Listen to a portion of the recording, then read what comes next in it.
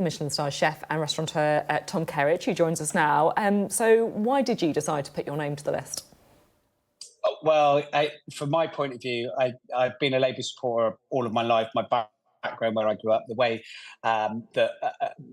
in terms of family background, in terms of infrastructure, in terms of the Labour Party has always been the one that I felt is politically closest to where I'm from and where I believe. But then also moving forward into business and being a business operator and owner, I firmly feel that, particularly in hospitality, a world that is built on people, the fundamental basics of people's needs in this country, feel that it just doesn't seem to be working at all anywhere.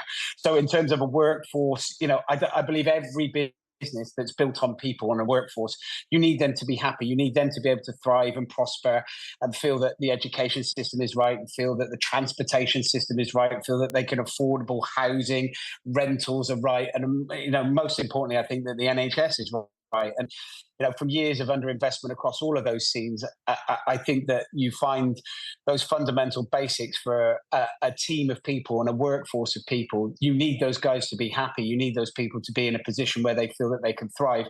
For you as a business operator to be able to operate and move forward. So with your kind of business hat on then, you say that things just aren't working now. What would be the kind of single thing or the policy that you think would make the most difference to businesses like yours? I mean, there's so many. I think for the world of hospitality, I mean, we've been, everybody's been under the cosh, and many businesses have been put through the ringer over the last few years regarding the pandemic and then Brexit. I think hospitality has been at the brunt of those, two catastrophic events for us. In terms of an industry, I think the biggest thing was, during the pandemic, I was part of a kind of an industry-led campaign of conversation with government at that point. And, the Brexit, the furlough scheme that Chancellor Rishi Sunak at that point put into place was very welcoming, and it worked very, very well. And I had high hopes, actually, of, it's not all anti this government. There has been some positive and forward-thinking processes that happen to help businesses survive.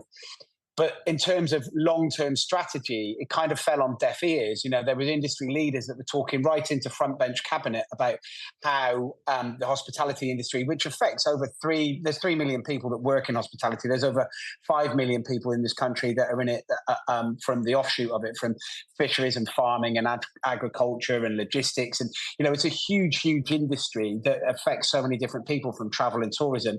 But it kind of all fell on deaf ears. And for it to thrive with the cost of living crisis, with the with people coming through the door that is less or spending less, and then in terms of utility bills and the energy costs that are absolutely rising, the back end costs that drop into businesses has been put so much pressure, and you see it constantly. There's already a number of high-profile restaurants and spaces that are closing.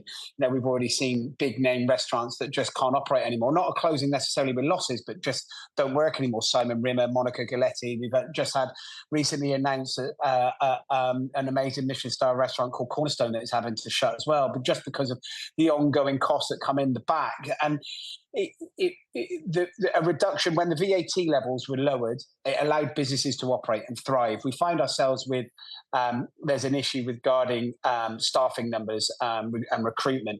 There's that middle management of infrastructure where people have left post-pandemic and have not been able to come back through to Brexit, and a skills shortage. Visa schemes that don't work for hospitality. They don't operate in the right, correct way. That people look at being transient, they look at moving. We need that kind of freedom to operate. So I think a reduction in VAT would be huge for hospitality, would allow it to grow, would allow reinvestment, would allow to release that pressure that many, many small businesses feel that they're under regarding those utility bills being able to pay. But also then, in terms of wage structure, in terms of reinvestment, in terms of apprenticeship schemes, in terms of creating an environment for the industry to thrive, a reduction in VAT that sits in line with the rest of Europe, anywhere between 8, 10 and 12% across the board would allow, that would be the first thing that I would say.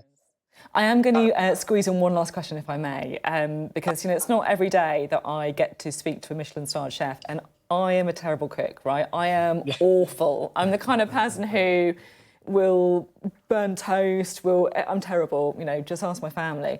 What's a really easy recipe that I can do to show off to my friends and family with? Any tips?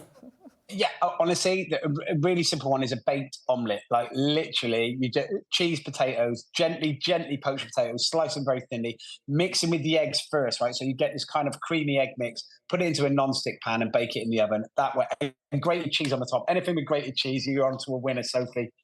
That sounds delicious. Thank you very much. Job done. Thank you so much for being on the programme, Tom Kerridge. Thank you.